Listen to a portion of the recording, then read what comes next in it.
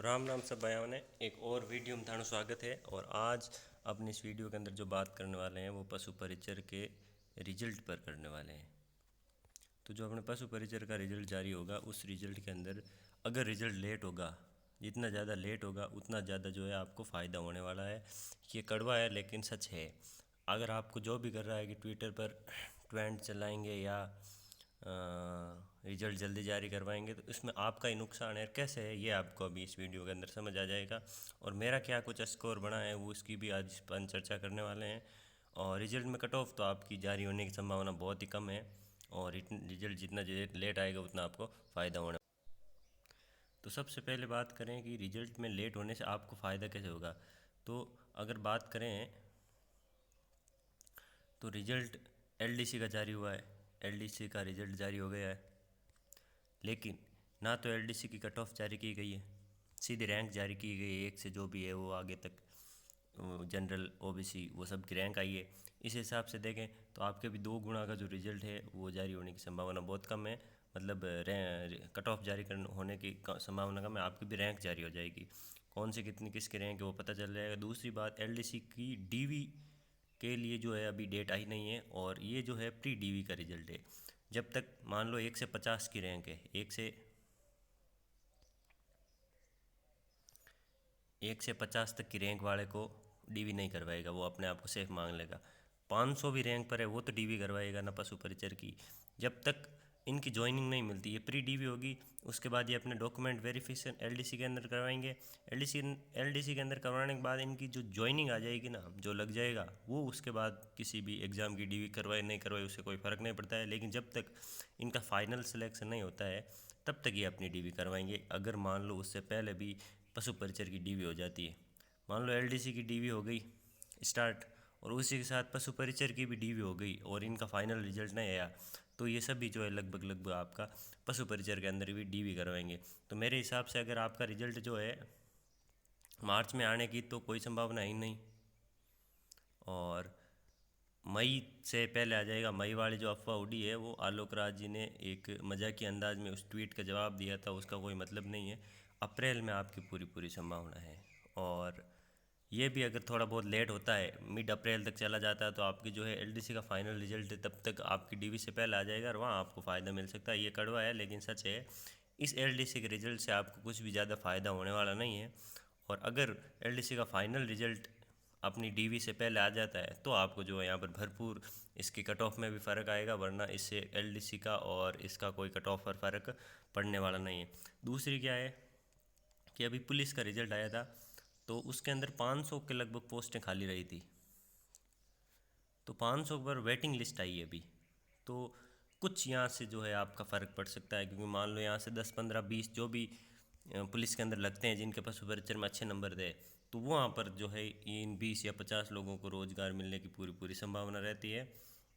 हो सकता है कि एलडीसी और पशु परिचर का साथ साथ में और उसके बाद में डीवी में आपका हो जाए, सॉरी वेटिंग लिस्ट में हो जाए, लेकिन वो अभी अब बात करना या ठीक नहीं रहेगी। तो अगर आपका फाइनल रिजल्ट आ जाता है इसका एलडीसी का तो आपको यहाँ पर फ़ायदा मिलेगा, वरना कुछ भी फ़ायदा मिलना नहीं है।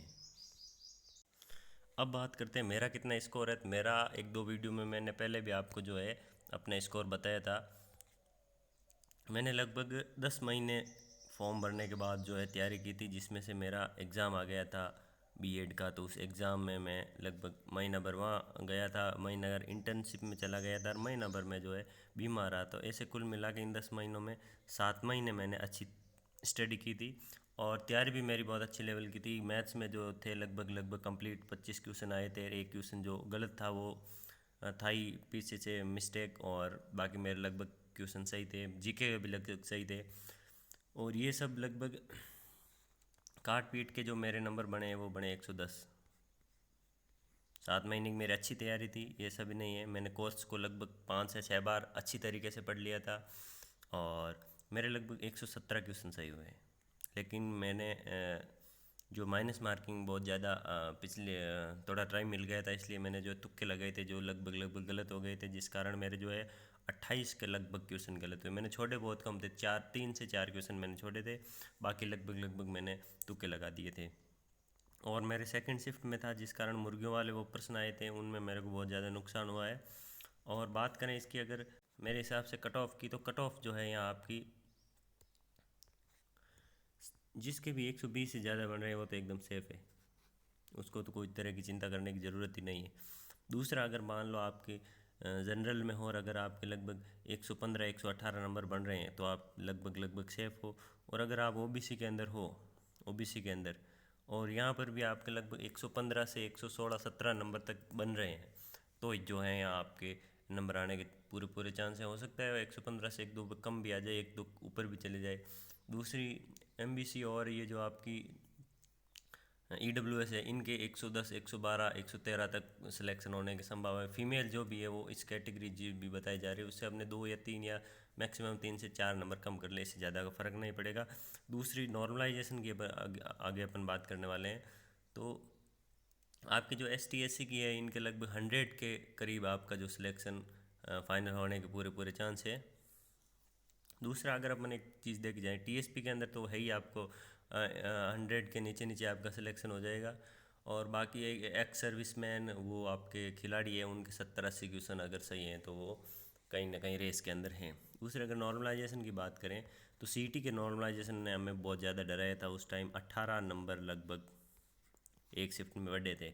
बढ़ने का मतलब ये होता, अगर दूसरी शिफ्ट में नहीं भी घटते हैं ना, तो भी मान लो एक शिफ्ट के अंदर तो आपके 118 आ रहे हैं, दूसरे के एक शिफ्ट वाले के 100 आ रहे हैं, आपके एक नंबर भी नहीं घटा, लेकिन जिसके 100 नंबर थे उसके 118 हो गए।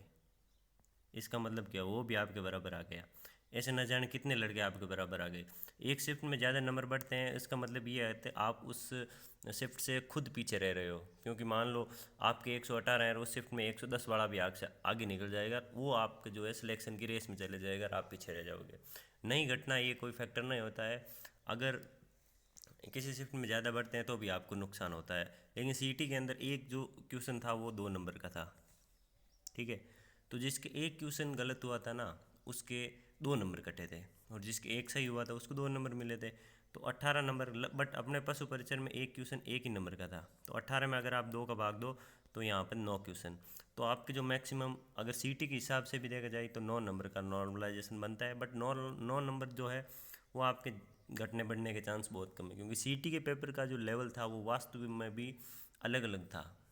किसी किसी शिफ्ट में अधिक हार्ड था, किसी में बहुत कम हार्ड था पशु परिचर में भी 19 20 पेपरों में थी।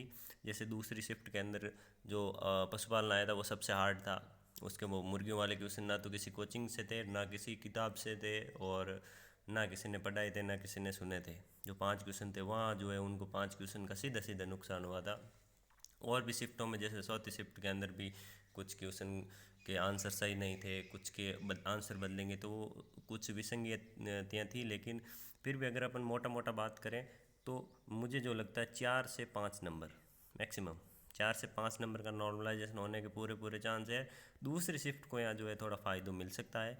और इस पर नॉर्मलाइजेशन पर कौन सा फार्मूला लगता है, किस फार्मूला से होता है, उसको पूरा मैंने एक्सप्लेन आपने जो है सही तरीके से किया, तो आप देख सकते हो। नॉर्मलाइजेशन और कट ऑफ के भी मैंने डिटेल्ड वीडियो बना रखते हैं जहाँ पर आप पूरे उस चीज़ को समझ सकते हो। अगर आपको वीडियो अच्छी लगे तो आपको जो चैनल को सब्सक्राइब ज़रूर करना है। और अंत तक वीडियो देखने के लिए आपका बहुत बहुत धन्यवाद। और जो भी आपको डाउट है वो आप कमेंट में कर सकते हैं। तो आपका बहुत बहुत धन्यवाद।